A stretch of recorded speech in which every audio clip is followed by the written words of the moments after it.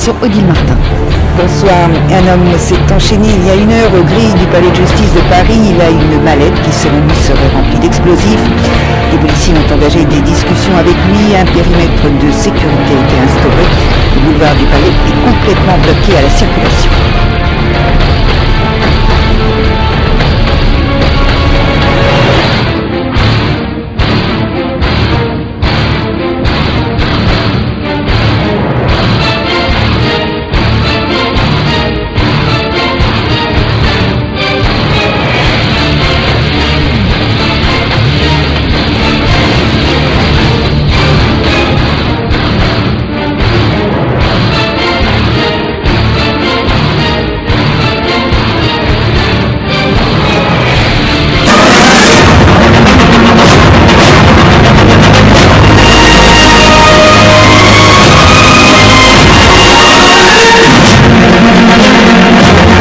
S'est enchaîné il y a 3/4 d'heure au palais de justice de Paris avec une mallette.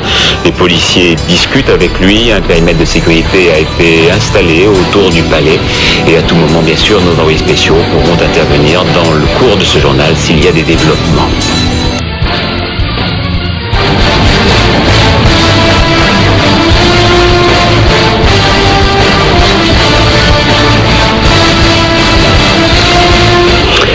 À l'instant, on vient d'apprendre que l'homme qui était enchaîné aux grilles du palais de justice de Paris avec une mallette qui, selon lui, était remplie d'explosifs, a été neutralisé, entre guillemets, par les forces de l'ordre qui dialoguaient avec lui.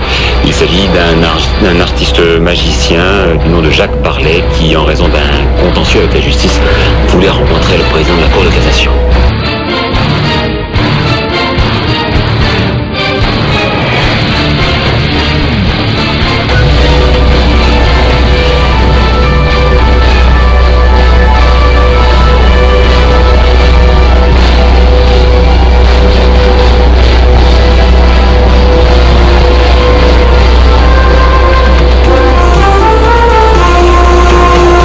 L'homme qui s'était enchaîné il y a un peu plus d'1 heure aux grilles du palais de justice à Paris a finalement été neutralisé il y a quelques minutes par les policiers sur place Franck-Cognard. Jacques Parlet, l'artiste magicien qui se fait appeler ainsi, est resté enchaîné pendant environ 1h30 avant d'être maîtrisé il y a quelques minutes par les policiers placés autour de lui. Ils étaient environ une quinzaine, parmi lesquels Olivier Foll, le directeur de la PJ, et Philippe Massoni, le préfet de police de Paris. Ils ont tenté de raisonner Jacques de Magistris, comme il se faisait appeler. À l'heure actuelle, la circulation a repris devant le palais de justice.